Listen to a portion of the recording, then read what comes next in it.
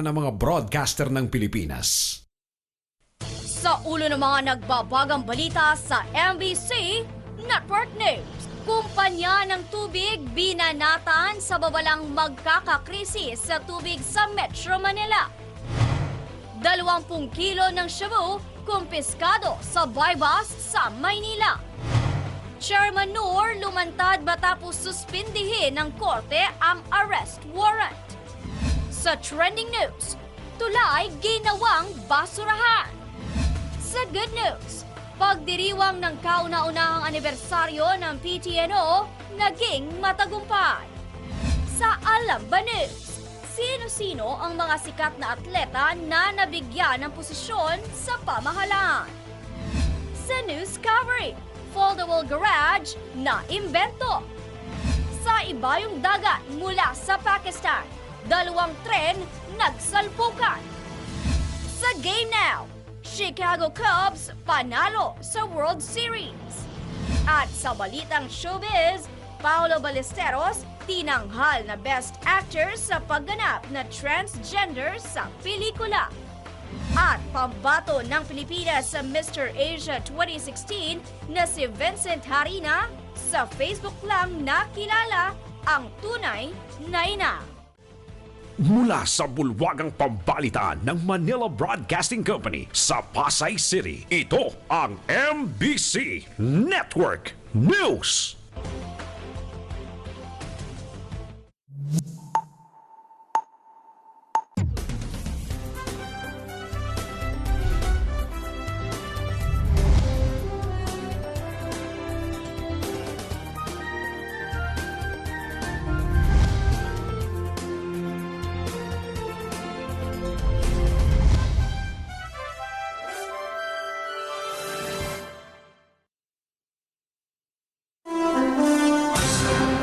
Magandang araw Pilipinas, Luzon, Visayas, Mindanao at sa buong mundo. Samahan niyo ako sa kalahating oras ng ating balitaan at narito ang detalye ng ating mga balita.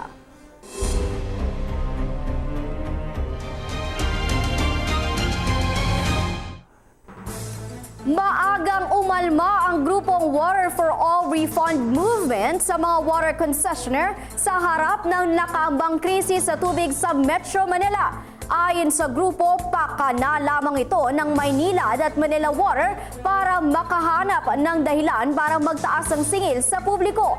Para sa kabuang detalye ng balitang yan, alamin natin mula sa report ni RH48, Sheila Edubas. Binanatan ng grupong Water for All Refund Movement ang mga water concessionaire sa babalang nahaharap sa krisis sa tubig ang Metro Manila. Sinabi ng leader ng grupo na si RJ Havellana, napakana ito ng Maynilad at Manila Water para makahanap ng katwirang magtaas ng singil sa publiko.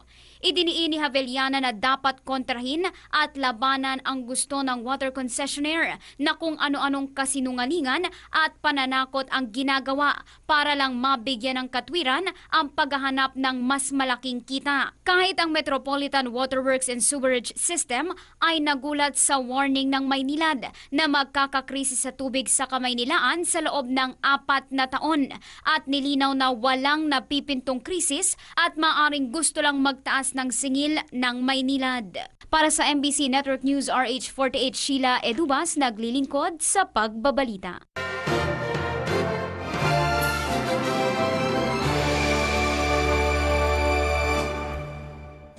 Samantala, tanggap muna tayo ng isang report. Publiko dapat masanay na sa ugali ni Pangulong Duterte ayon kay Senator Antonio Trillanes IV. Ibabalitain sa atin ni RH12, Milky Rigonan. Dapat masanay na ang publiko sa ugali ni Pangulong Rodrigo Duterte na hindi tumutupad sa kanyang mga pangako. Inisa-isa ni Senator Antonio Trillanes IV ang anya ay mga pangakong napako ng Pangulo. Kabilang anya dito ang pahayag noon ng Pangulo na hindi siya tatakbo bilang presidente, dagdag umanong sahod sa mga pulis, pagtigil sa illegal drugs sa loob ng 6 na buwan simula nang maupo sa pwesto at pati na ang pagsakay ng jet ski papuntang Spratlys. Dagdag ni Trillanes dahil sa ugali ni Pangulong Duterte, may 10 na umanong senador ang hindi masaya sa kanyang pamamalakad. Dismayado rin anyang ilang opisyal ng Armed Forces of the Philippines sa may pag-alyansa ng gobyerno sa mga kaliwang grupo. Pabirong sinabi naman ni Senator Panfilo Lacson, baka di daw ang Panginoon ang nakausap ni Pangulong Duterte, kaya di nito sinunod ang pangako na hindi na muli siyang magmumura. Yan ang DZRH News, Milk Rigunan, RH12, naglilingkod sa pagbabalita.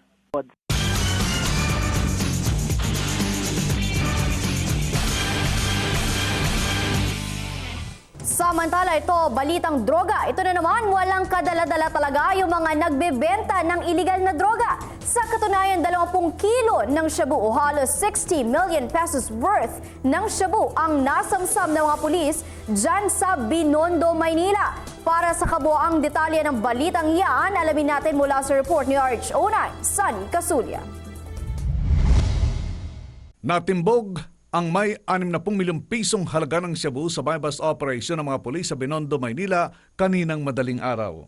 Ayon sa mga miyembro ng Maysik Station ng Manila Police District, 100 gramo lang ang napagkasundo ang bentahan ng shabu, pero nang ma-corner ang mga suspect sa Tambakan Street, Binondo ay may dala silang maleta na may lamang 20 kilo ng shabu.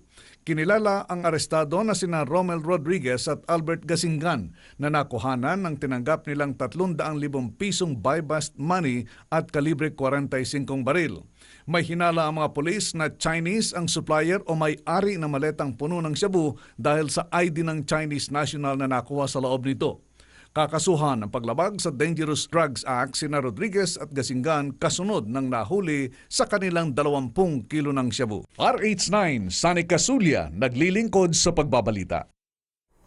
Samantala, matapos suspindihin ng korte ang arrest warrant laban kay MNLF founding chairman Nur Miswari, nakipagkita ito kay Pangulong Duterte sa Malacanang. Kung ano ang napag-usapan ng dalawa, alamin natin sa ating report. Lumantad na si Moro National Liberation Front founding chairman Nur Miswari na may arrest warrant sa dami ng namatay sa 2013 Zamboanga siege. Lumantad si Miswari at naging bisita pa ni Pangulong Duterte sa Malacanang kasunod ng suspensyon ng korte sa Pasig City sa kanyang arrest warrant. May 200 otoridad at sibilyan ang namatay sa madugong Zamboanga siege nang atakihin ng MNLF ang isang mataong lugar sa lungsod noong 2013. Formal na inanunsyo ng Pangulo ang paglantad ni Miswari sa isang talumpati sa palasyo at pinagsalita rin ang founding chairman ng MNLF. Todo pasalamat si Miswari sa ginawa sa kanya ni Pangulong Duterte at ni Presidential Peace Process Advisor Jess Dureza. Samantala, tanggap pa tayo ng isa pang report. Seguridad sa Cebu, tiniyak ng PNP sa gitna ng travel advisory ng US government. Ibabalitaan sa atin RH28, Raymond Dedpaz. Walang dapat may pangamba ang mga mamamayan ng Cebu at mga turista. Ito binigyang katiyakan ng PNP Region 7 kasunod ng travel advisory na ipinalabas ng US Embassy na huwag magtungo ang mga US citizen lalo na sa Southern Cebu upang hindi maging biktima ng kidnapping. Sa pahayag na ipinalabas ni Police Chief Inspector Dexter Calacar, ang spokesman ng PNP Region 7, hinigpitan na nila ang seguridad sa mga lugar na malimit puntahan ng mga turista. Nakipag-ugnayan na rin umano sila sa mga opisyal ng Armed Forces of the Philippine Central Command, ganon din sa Philippine Coast Guard. Sa travel advisor ng US Embassy, kasama sa mga delikadong lugar na puntahan sa Southern Cebu ay ang bayan ng Dalaguete at Santander, kasama na ang Sumilon Islands. Yan ang DZRH News.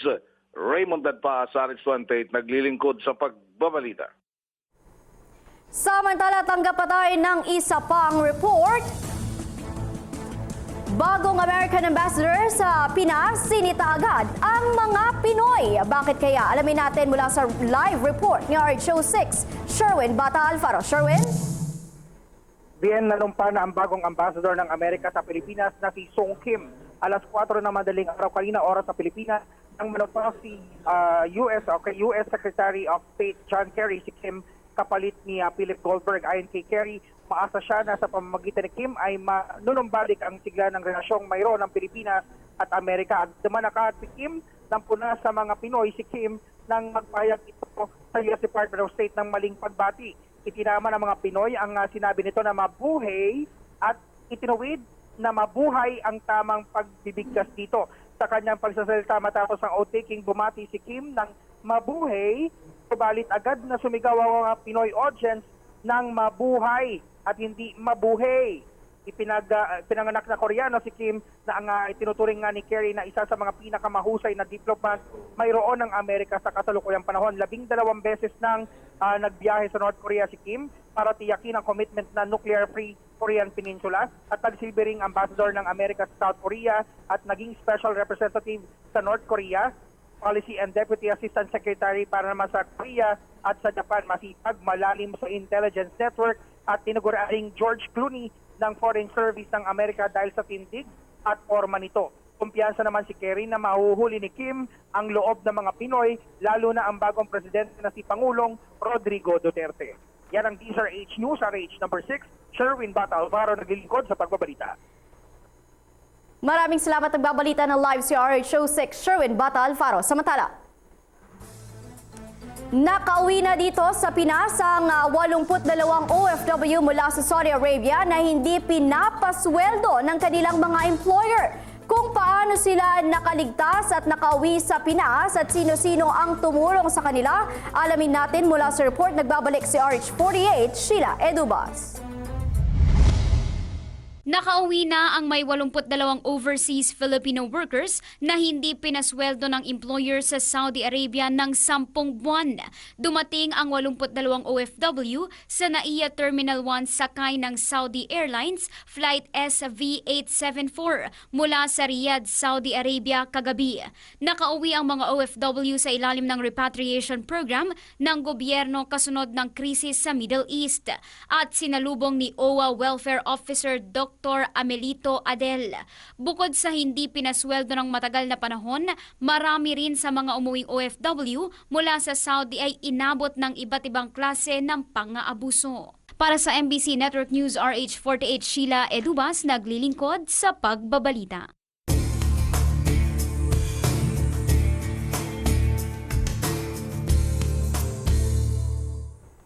Sa iba pang balita, tuloy-tuloy ang pagpapadala ng Philippine Coast Guard ng patrol vessels sa Panatag Shoal para malaman kung totoo bang malaya ng nakakapangisda ang mga Pinoy fishermen doon.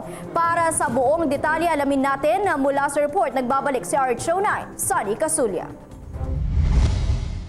Tuloy ang pagpapadala ng Philippine Coast Guard ng patrol vessel sa Panatag Shoal na kilala rin sa Scarborough Shoal para malaman ang sitwasyon sa lugar na inaangkin ng China. Ito ay hindi para kumprontahin ang China na ngayon ay pinapayagan na ang mga mangingisdang Pinoy na mangisda sa Panatag Shoal kundi para lang mag-roving inspection. Sinuspindi ng Coast Guard ang deployment ng patrol vessel sa Panatag Shoal sa kasagsagan ng hagupit ng Typhoon Karen na sinundan ng Super Typhoon Lawin at ng state visit ni Pangulong Digong Duterte sa China.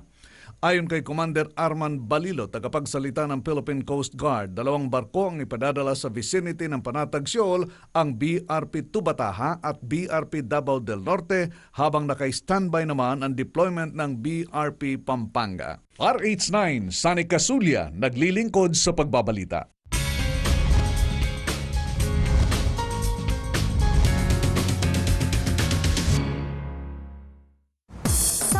Magbalitang showbiz na muna tayo. Paolo Ballesteros, tinanghal na Best Actor sa pagganap na transgender sa pelikula. Ibabalitain sa atin ng RH43, Rocky.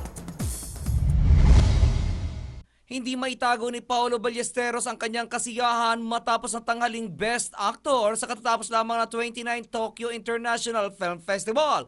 Dumalo si Paolo sa awards night na kontodo nakasuot ng pambabae kung saan pinuri ang pagganap nito bilang isang transgender sa pelikulang Die Beautiful ni Direk Jun Lana matapos gampanan nito ang role ni Tricia. Sa kanyang speech, sinabi ni Paolo na akala niya ay isa lamang red carpet day ang kanyang dinaluhan kung kaya't nag-dress siya. Habang nagsasalita, hinaplos niya ang kanyang pisngi dahil ang akala niya raw ay inilaban siya sa Best Actress category. Kasabay na inialay ni Paolo ang kanyang tagumpay sa kanyang anak na si Kira at sa kanyang mga alagang pusa at aso. Una rito, napagwagian din ng Die Beautiful ang Audience Award sa nasabi ring film festival. At yan aking balita. Ako naman si RH43 Rocky, ang inyong kaliga sa mundo ng showbiz.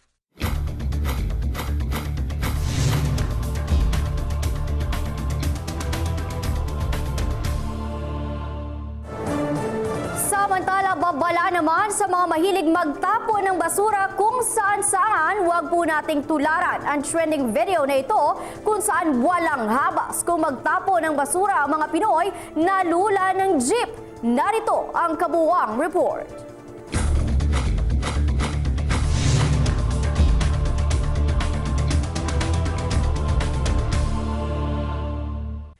Trending ngayon sa social media ang video na in-upload ng isang babaeng nagngangalang Arlene kung saan makikita na walang habas kung magtapo ng basura ang mga Pilipinong lula ng jeep sa Pinaglintikan Bridge, Tagaytay City. Ayon sa mga kasamahan ni Arlene, tumigil sila sandali sa tulay para magpahinga pero nang tumingin sila sa ilalim ng tulay ay napansin nila na punong-puno ito ng basura. Tinanong pa umano ng kanyang kasamahang foreigner kung saan nanggaling ang basura at ilang minuto lang nang magtanong ang kanyang kasamahan ay agad dumating ang isang jeep na may dalang mga plastic.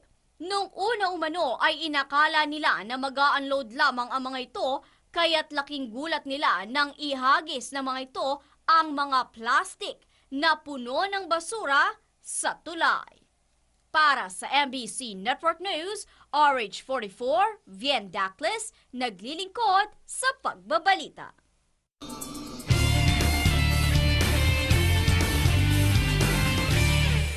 Samantala, para sa ating good news, through thick and thin, ito ang patuloy na magiging paninindigan ng mga kasapi ng PTNO.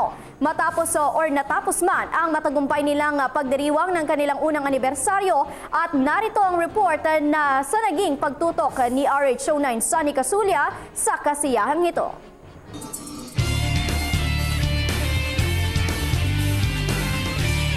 Sa isang organisasyon, wika nga, hindi ang pangalan at katayuan nito ang mahalaga, kung hindi ang miyembro at magandang samahan ng mga ito bilang isang #La Familia. Maganda yung samahan. Talagang para isang pamilya kasi. Sa kalsada, pag may problema, makakatulong yung mga kasama. Actually, minsan natulungan din na ako ng isang trupa.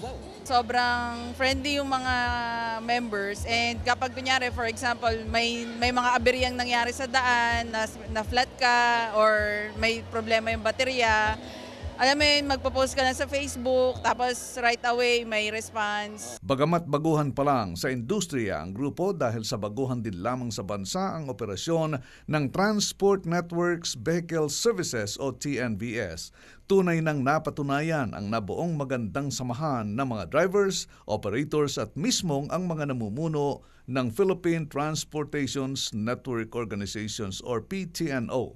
Informative yung mga information doon eh. Halimbawa, pag may problema sa kalye, may baha, nakakatulong. Marami siyang tulong sa mga operator na kagaya ko. And at the same time, yung mga sa kalsada, siyempre, marami kang kasamahan na katulong sa hanap buhay, di ba? Andyan yung community na anytime na may problema ka sa daan, may matatawagan ka, may makukontak ka. At bilang regalo sa mga miyembro ng PTNO, nakibahagi sa kasiyahan ang mga anchors at DJs ng mga istasyon ng Manila Broadcasting Company, ang DCRH, Love Radio, Yes FM, Easy Rock at DCRH News Television na hindi rin nagpahuli na bumati sa organisasyon. PTNO, happy first anniversary sa inyong lahat at sa mga kasamahan kong tsuper. Yan, pagbutihin lang natin ang ating trabaho. Tandaan natin ang ating role bilang mga tsuper ay hindi lamang makapagmaneho kundi maihatid ng tama at safe ang ating mga pasahero. I would like to say happy anniversary, first year anniversary to all the PTNO members, and I do hope na sana mas maging matatag pa yung samahan ninyo, and sana next year, I hope this is not the first celebration of your anniversary. I'm looking forward na sana umabot kayo ng taon-taon at dumami pa ang members ninyo para marami tayong magkatulungan at marami tao rin ang mga umasenso. I'd like to greet all the members of PTNO a very first happy anniversary. Happy anniversary, PTNO! Mula kay Rocketera at kay Sexy Megan. Happy anniversary, PTNO! God bless! Natapos man ang isang araw ng masayang selebrasyon, a strong family will remain and will continue to be strong through thick and thin. At yan ang ating Good news! RH9, Sunny Casulia, naglilingkod sa pagbabalita.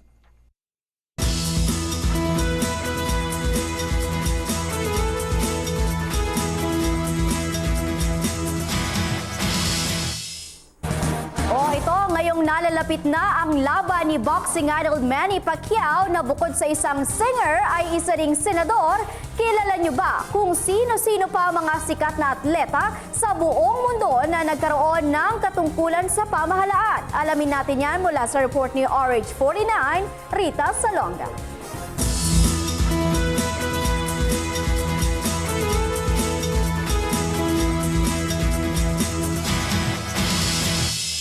Sa darating na November 5 na ang laban ng Manny Pacquiao at Jessie Vargas. Gaganapin ito sa Las Vegas, Nevada, USA. Ito ang kauna-unahang laban ni Pacquiao mula nang siya ay maluklok bilang senador ng Pilipinas. Ayon sa kanyang coach na si Freddie Roach, nasa mabuting kondisyon ang pangangatawan ni Pacquiao ngayon. At bilib siya sa kanyang alaga dahil nakakaya nitong pagsabayin ng trabaho nito sa Senado at ang pag-iensayo sa nalalapit niyang laban. Naging issue na ang pagboboxing ni Pacquiao noong bago pa man siya pumasok sa politika. Nagbitiw kasi siya ng salita noon na kaya niyang talikuran ng pagboboxing pag nanalo siya sa Senado. Ngunit maliban sa pagboboxing, si Pacquiao ay naging parte rin ng Philippine Basketball Association. Nadraft siya bilang isa sa mga pinakamatandang rookie noong 2014 at may existing contract siya bilang playing coach sa isa sa mga teams ng nasabing liga. Isa lang si Pacquiao sa mga sikat na atleta na nagtransisyon sa mundo ng politika. Alamin kung sino-sino pa ang mga minsay hinangaan natin sa larangan ng sports at ngayon ay busy na sa pagpapagawa at pag-implementa ng mga batas sa gobyerno. Para sa kabuuang balita, maglagon lang sa www.tcrhnews.com. Para sa Alam Ba News, RH49, Rita Salonga, naglilingkod sa pagbabalita.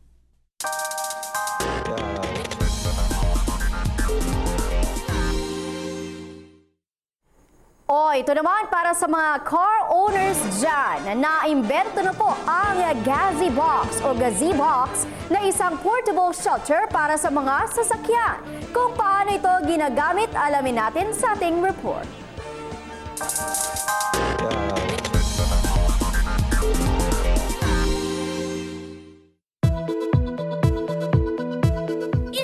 Italian inventor ang nakaimbento ng see-through na garahe na maaaring i-fold kung kinakailangan. Ito ang Gazzy Box, isang portable shelter para sa mga sasakyan. Bagamat hindi ito ang kauna-unahang nag-introduce ng gazebo para sa mga sasakyan, ngunit ito ang kaisa-isang may UV-resistant polycarbonate na panels para maging angkop sa anumang panahon. Bukod dito, mayroon pa itong add-ons tulad ng aerators at anti-theft alarm upang maging safe sa mga carnapper. Bukod sa isa itong push button, maaari ring magdagdag ng electric remote control opener. Ngunit hindi lamang ito para sa mga sasakyan dahil ang Gazzy Box ay maaari ring ilagay sa ibabang terrace upang maiwasan ang matinding sikat ng araw kung sakaling gusto mong maglagi sa nasabing parte ng iyong bahay. At yan ang ating news covery, RH44, Vien Dacles, naglilingkod sa pagbabalita.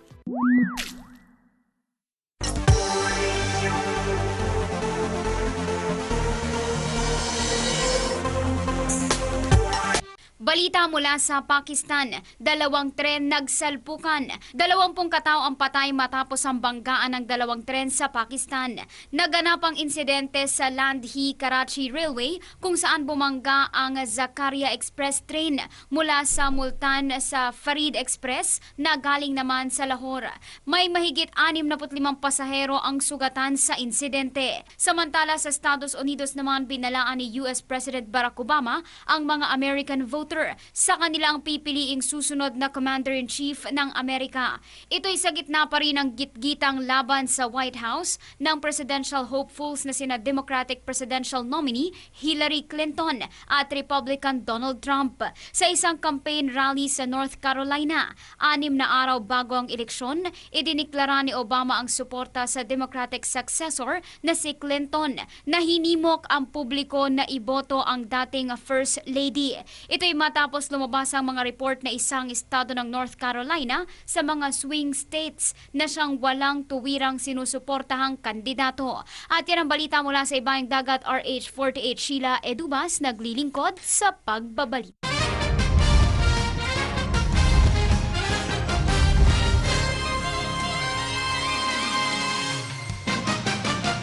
Parang sa pelikulang Back to the Future, nanalo sa wakas ang Chicago Cubs Baseball Club sa World Series ng Major League Baseball. Ang Cleveland naman ang nagwaldas ng 3-1 series lead matapos ma-force ng Chicago Cubs ang Cleveland Indians sa Game 7 ng kanilang final series sa Major League Baseball. Sa 10th inning binigay ang championship sa Cubs matapos malagpasan ang nerve-wracking na final game sa score na 9-8. Kahit wala sila sa home field na Wrigley Field, pinuno pa rin ng Cubs fans ang Progressive Field na home field ng Cleveland Indians. Kaya nang makuha ni Mike Montgomery ang final out ng series, hindi magkamayaw ang mga Cubs fans na nasa loob ng venue. Dito na natapos ang 108-year title drought ng Chicago Cubs. At yan ang ating balitang pampalakasan para sa Game Now. Ako si Toby Pavon.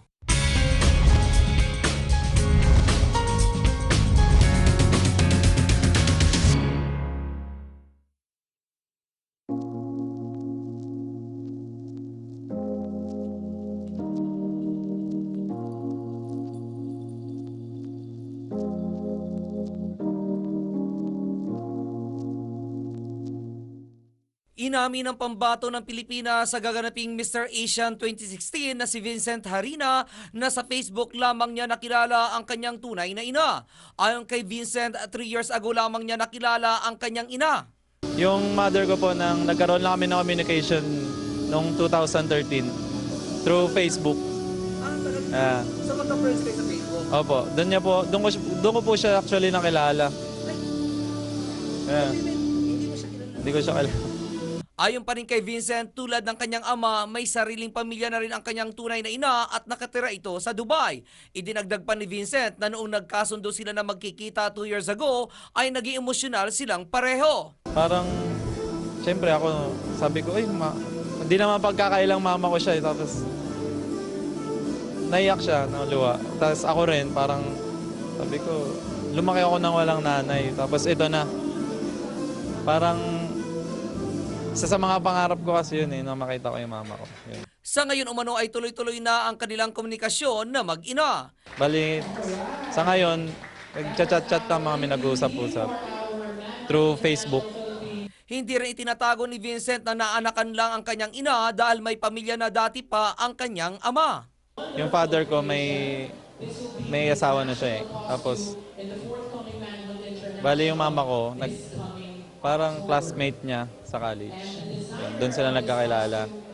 Kinumpirma din ni Vincent na inoperan siya ng nanay niya na sumama dito, ngunit tumanggi umano siya. Sabi niya, hindi kita pipilitin. Pero sinasabi niya na kung gusto mo sumama sa akin, nag-offer siya.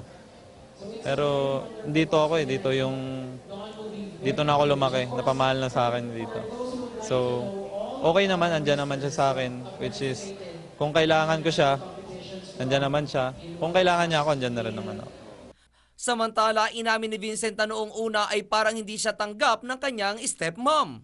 Before po, hindi nila ako matanggap kasi, yun nga, parang, sino ba itong bata?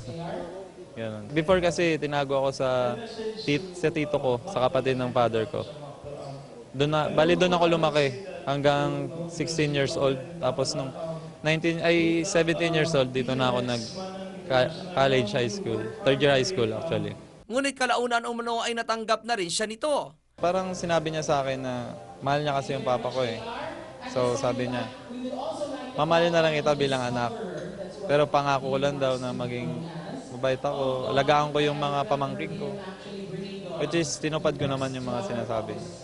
Natutuwa rin umano siya dahil proud na proud sa kanya ang kanyang stepmom at mga kapatid sa ama. Samantala, malaki naman ang pasasalamat ni Vincent sa Peps dahil sa opportunity na ibinigay sa kanya, lalo na at siya ang kanunahang Pinoy na lalaban para sa Mr. Asian 2016. Kaya naman nakiusap si Vincent na suportahan siya.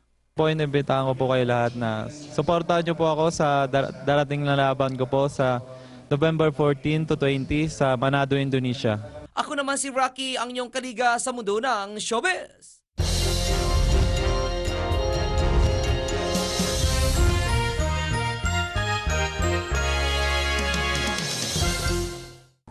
At para sa lagay ng ating panahon, lumakas pa ang bagyong may international name na Mary na kung papasok sa Philippine Area Responsibility o PAR bukas ay tatawagin sa pangalang Marce.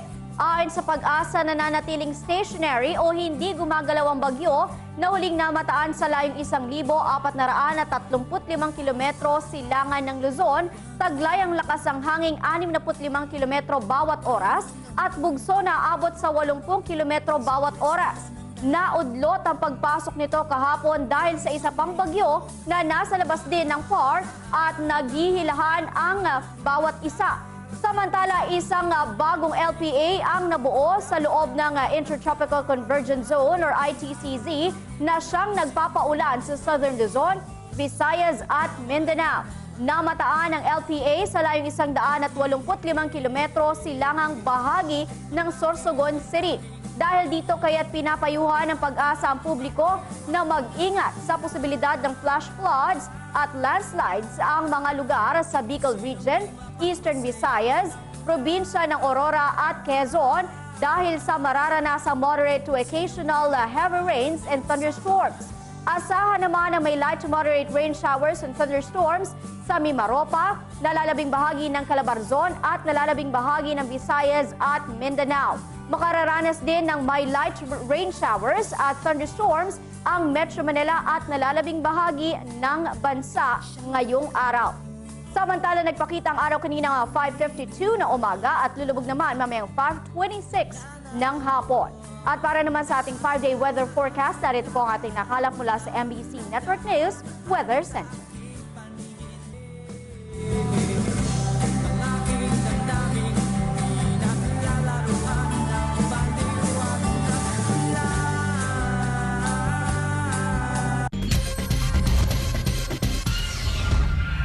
Samantala, isang kapapasok lamang na balita, pumayag na ang South Korean President na si Park Geun-hye na imbestigahan siya kaugnay sa kasong korupsyon na kinasasangkutan ng kanyang malapit na kaibigan. Sa kanyang ikalawang address to the nation sa loob ng 10 araw, sinabi ni Park na tinatanggap niya ang responsibilidad kaugnay sa skandalo na kinasasangkutan ng kanyang malapit na kaibigan na inakusahan ng panloloko at pakikialam sa mga negosasyon ng gobyerno. Ngunit itinanggi ni Park na may kinalaman siya sa nasabing mistulang kulto na religious group.